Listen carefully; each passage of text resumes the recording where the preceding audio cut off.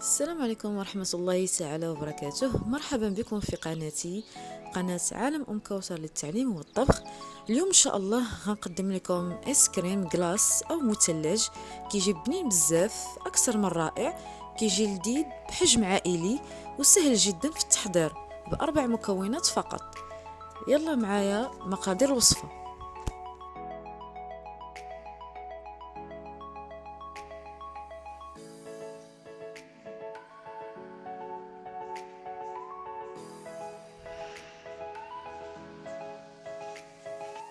في هذه الوصفه غنحتاجو جوج باكيات ديال لاموس يكونوا بنكهه ديال الشوكولا، وغنحتاجو واحد اوريو وجوج ديال دانيت مع نص اطرو ديال الحليب. طريقه التحضير: في الاول كناخدو هذيك جوج باكيات ديال لاموس كنديروهم من الاولين في الاناء، ومن بعد كنضيفو عليهم الحليب وكنستعملو الطراب الكهربائي، وكنبقاو نطربوا هادشي مزيان حتى يطلع لنا الخليط.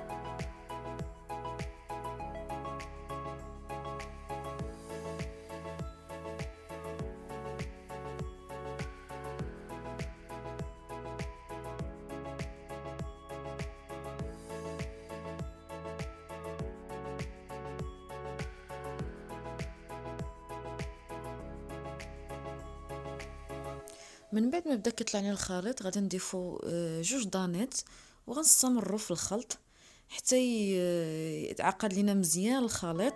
عاد غادي نضيفو اوريو ونهرمشوه مزيان ونضيفوه للخليط.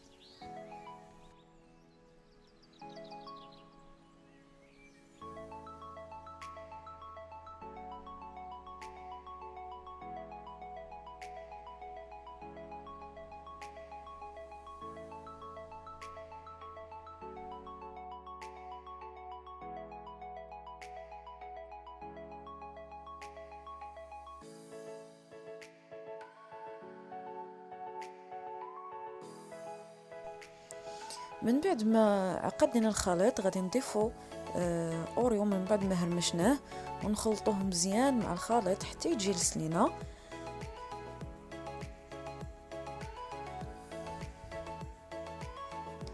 غادي ناخدو طاوة على شكل دائري، انا اختاريته على شكل دائري، ممكن نتوما ديروا على الشكل اللي بغيتو. وخديت بابي اليمونتير درته هو لتحت، عاد درت الطاوة السيركل ديال الطاوة، وعاد ضفت الخليط.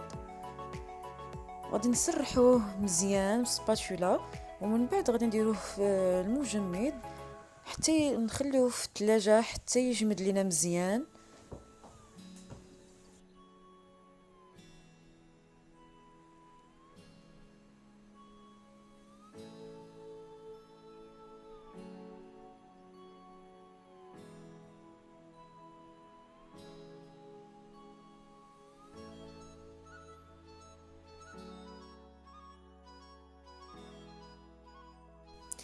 من بعد ما جمد لينا مزيان في الثلاجة خرجته وزينته على هذا الشكل هذا، ونتمنى يعجبكم وجربوه، راه كيجي لذيذ بزاف ويعني ومكونات بسيطة وسهلة بزاف، وخصوصا في هذا الفصل هذا يعني كاين الحرارة وكيبغي الانسان يعني شي حاجة ياكلها باش يتبرد بها. وهاد الوصفة راه غتعجبكم وغتعجب حتى وليداتكم ان شاء الله. وما تنساوش كالعادة تضغطوا على زر الجرس وزر الاعجاب باش يوصلكم كل جديد ديالي.